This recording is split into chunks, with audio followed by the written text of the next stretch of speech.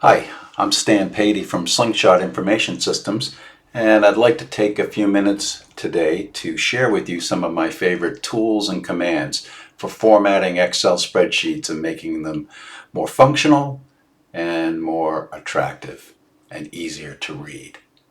So let's get at it. Okay, on this spreadsheet, you can see right off the bat that these columns aren't wide enough and we're losing some of the numbers. We can't really see what they all are. These columns are at the default 8.43 characters.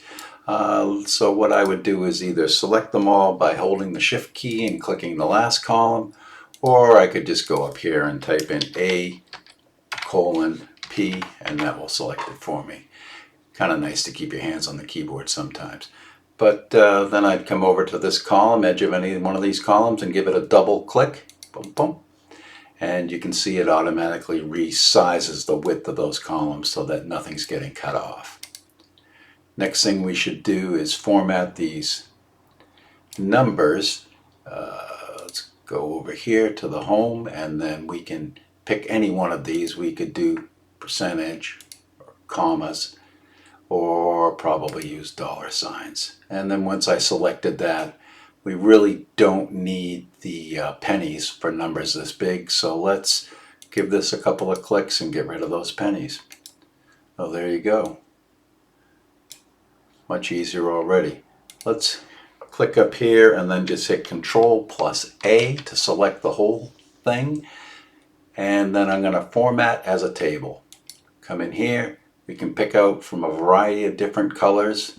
I like this one, and I do have headers, so I click that, and I like the contrasting backgrounds. It makes it easier to follow stuff left to right.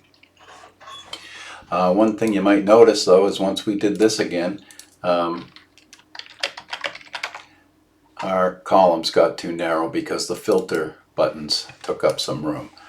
These filters are kind of nice. We can actually just come down here and select a couple of companies like that.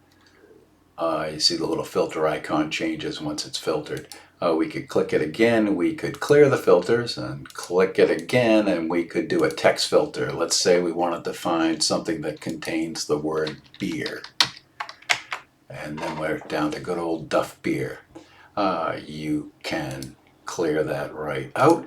I'd also do numbered filters and click one of these columns with numbers in it and say that we want to look at number filters for numbers that are greater than $40,000, and then it would filter that way.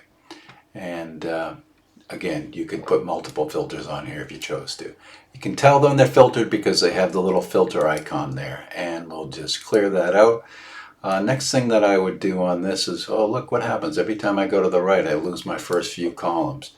So I'd probably, and if I scroll down I lose my headers.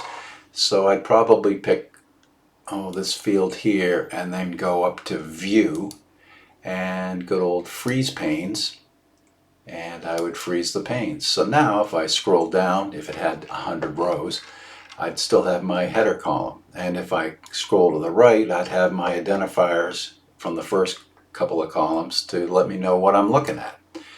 Kind of neat. One other thing we could do here is say we wanted to have the totals, we could just plug a formula in. Equals sum, open parentheses, and then we'll just click over here and pick this whole row. I think that's all of them, right? Yeah. And then close parentheses and bam. Oh, too much number for the column. Dump, dump. 2 clicks. There we are. We're wide enough now. So that gives us our totals. Oh, that tried to name the column for us. It doesn't really know, so we'll fix that. Okay, totals. And again, it got a little narrow, so I'll give it another couple clicks.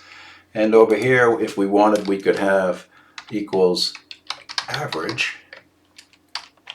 And then we could grab these numbers over here again.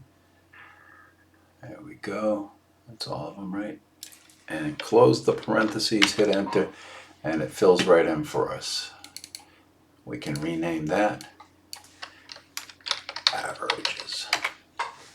So that's about it. If you guys Have any questions, don't hesitate to reach out to us. I'd love to help.